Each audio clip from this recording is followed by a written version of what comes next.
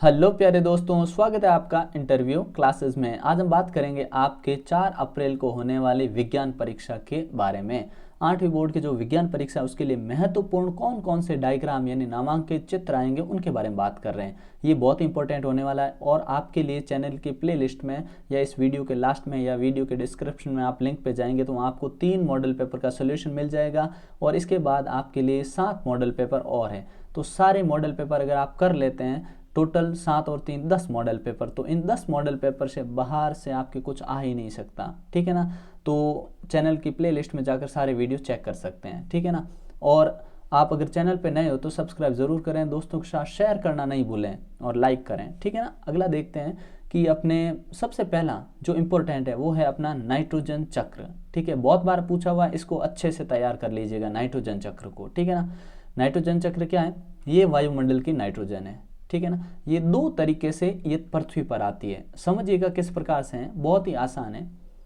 एक तो जब बिजली चमकती है ना तब नाइट्रोजन का स्थिरीकरण होता है, ठीक है ना। बिजली चमकेगी तड़ित द्वारा नाइट्रोजन का स्थिरीकरण। दूसरा होता है अपने वायुमंडल में कुछ ऐसे जीव होते हैं, अगर आप जानते हो कि राइजोबियम हो गया जो नाइट्रोजन का स्थिरीकरण करता है, ठीक है ना। कुछ होते हैं नीले हरे शैवाल होते हैं, वो भी नाइट्रोजन का स्थिरीकरण करते हैं। तो पहला क्या, बिजली से बनेगा, दूसरा कुछ सूक्ष्म जीव नीले हरे शैवाल जीवाणु इनसे, ठीक है ना, स्थिरीकरण होगा। अब क्या होगा, ये जो बिजली वाला है ना वो तो सीधा मिट्टी में आ जाएगा और नाइट्रोजन के यौगिक के रूप में प्लांट को पौधों को मिल जाएगा। और ये क्या होगा, ये जीवाणु द्वारा स्थिर नाइट्रोजन को नाइट्रोजन यौगिक में परिवर्तन करना। अब यहाँ पे जीवाणु क्या करेंगे, नाइट्रोजन का स्थिरीकरण करेंगे और उनको नाइट्रोजन यौगिक में बदल देंगे, क्योंकि नाइट्रोजन गैस के रूप में सीधा वो ले नहीं सकते पौधे, नाइट्रोजन यौगिक बना देंगे और नाइट्रोजन यौगिक सीधा अपने पौधों में चला जाएगा। अब मिट्टी में ये मिल गया है, अपनी नाइट्रोजन मिट्टी में आ चुकी है। अब क्या होगा, मिट्टी में है तो मिट्टी में कौन है, पौधे लगे हुए हैं, ये पौधों ने ले लिया। और पौधों को कौन खाता है, जीव जंतु खाते हैं, ठीक है ना। जीव जंतुओं ने खा लिया। अब जीव जंतुओं ने खा लिया तो कुछ जीव जंतुओं ने उसका उत्सर्जन किया है, कुछ जीवों की मृत्यु होगी तो नाइट्रोजन अपशिष्ट बनेंगे और ये वापस मिट्टी में मिल जाएंगे, ठीक है ना। क्या तरीका समझे कि भाई नाइट्रोजन जो है वो मिट्टी में पड़ी है, मिट्टी से पौधों ने ले ली, ठीक है। अब पौधों से जंतुओं में चली जाएगी, ये जितने भी जानवर है ना वो मिट्टी से, मिट्टी तो खाते नहीं है तो नाइट्रोजन मिलेगी नहीं, तो वो पौधों को खाएंगे तो उनको मिल गई, ठीक है ना। पौधों से जंतुओं में आ गई। अब जंतुओं से क्या होगा, कुछ पौधे हैं उनमें नाइट्रोजन तो रहती है तो वो पौधे सड़ गए, गल गए और ज़मीन में चले गए तो फिर वो मिट्टी में आ गई। या जो जीव जंतु उन्होंने कुछ अपशिष्ट पदार्थ त्यागे तो वो फिर से नाइट्रोजन मिट्टी में आई, ठीक है ना। और जंतुओं की मृत्यु हुई या पेड़ पौधों की मृत्यु हुई तो भी मिट्टी में मिली, ठीक है ना। ये तरीका एक तो मिट्टी में आ गई वापस। अब मिट्टी से क्या होता है कि ये जीवाणु द्वारा नाइट्रोजन यौगिकों को गैसीय नाइट्रोजन परिवर्तन करना।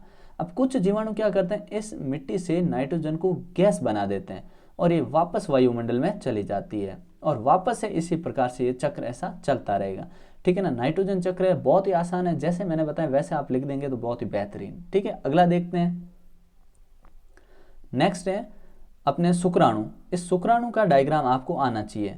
ये नर जनन तंत्र है, ये इतना इंपॉर्टेंट नहीं है, पूछा जाए कोई जरूरी नहीं है, ठीक है ना। लेकिन शुक्राणु आपको याद रखना ही है, मानव शुक्राणु, ठीक है ना, बहुत इंपॉर्टेंट है। उसके बाद में जो आपके इंपॉर्टेंट डायग्राम है उसमें आता है मादा जनन तंत्र, ठीक है ना। इस डायग्राम को अच्छे से याद कर लेना, ठीक है। निषेचन प्रक्रिया भी पूछ सकते हैं, ठीक है ना, ये वाला, ठीक है ना। शुक्राणु है, ये शुक्राणु आ रहे हैं, ठीक है ना, अंडाणु, ठीक है ना। निषेचन की प्रक्रिया को अच्छे से नामांकित करना आना चाहिए। फिर आपके लिए इंपॉर्टेंट है, पूछ सकते हैं कि मेंढक का जीवन चक्र किस प्रकार का है, ठीक है ना। तो सबसे पहले वयस्क जो मेंढक होते हैं वो अंडे देते हैं, फिर उनसे आरंभिक टोडपोल बनता है, टेडपोल बनता है, फिर उनसे बाद का टेडपोल बनता है और फिर वयस्क बनता है। इस प्रकार का ये जीवन चक्र है, ठीक है। ये डायग्राम थोड़ा मुश्किल है लेकिन आप इसको दिमाग में रखिएगा, ठीक है ना। अगला जो इंपॉर्टेंट डायग्राम है वो है आपके ये अमीबा में द्विखंडन, ठीक है। एक अमीबा है, फिर बीच में से एक खांच बनेगी, पहले केंद्र के विभाजित होगा, फिर धीरे धीरे करके 2 नए संतति अमीबा बन जाएंगे, ये अच्छे से याद रखना। फिर अपने ये पूछा जाता है कि मानव में वाक यंत्र, ठीक है ना। ये जरूर नहीं याद करना, ये वाला वाक यंत्र, ठीक है ना। इस डायग्राम को अच्छे से 1 बार 2 बार प्रैक्टिस करिएगा, ठीक है ना। फिर ये पूछा जाता है जिसमें आपसे जल विद्युत अपघटन, ठीक है ना, जिसमें आपको पूछा जाता है, ये तांबे की एक प्लेट है, ठीक है, कॉपर प्लेट है और सल्फेट, कॉपर सल्फेट का विलयन है, इसको अच्छे से याद रखना, ठीक है ना। नेक्स्ट है अपने पृथ्वी, ये तो कई बार पूछा हुआ है, ठीक है ना। पृथ्वी की संरचना, तो पृथ्वी की संरचना में याद रखिएगा क्या, भूपर्पटी ये ऊपर वाला भाग, उसके बाद में आता है प्रवार ये वाला भाग, ये बाह्य क्रोड और ये आंतरिक क्रोड, ठीक है ना। और अभी आप जानते हैं कि न्यू रिसर्च के अनुसार एक और अंदर भाग पाया जाता है, ठीक है ना, उसे इनर मोस्ट क्रोड कहते हैं, ठीक है ना। अगला देखिए, अगला और लास्ट है आपके सौर परिवार, ठीक है ना। ये सौर परिवार आपको याद रखना है कि पहले सूर्य है, सूर्य के बाद में कौन आता है कि आएगा बुध, फिर शुक्र, पृथ्वी, ठीक है ना, और पृथ्वी के बाद मंगल, मंगल के बाद बृहस्पति, शनि, फिर यूरेनस और नेपच्यून। ये तरीका और ये लाइन इसी टाइप से याद रखना, ठीक है ना, इसी ढंग से आपको तैयारी रखनी है, ठीक है। अगले वीडियो में आपको जो बेहतरीन और इंपॉर्टेंट क्वेश्चन है उनका भी मिलेगा, अगर आप कमेंट सेक्शन में मेंशन कर देंगे तो, ठीक है ना। मिलते हैं नेक्स्ट पार्ट में, तब तक बेहतरीन ढंग से तैयारी करते रहिए। जय हिंद, जय भारत।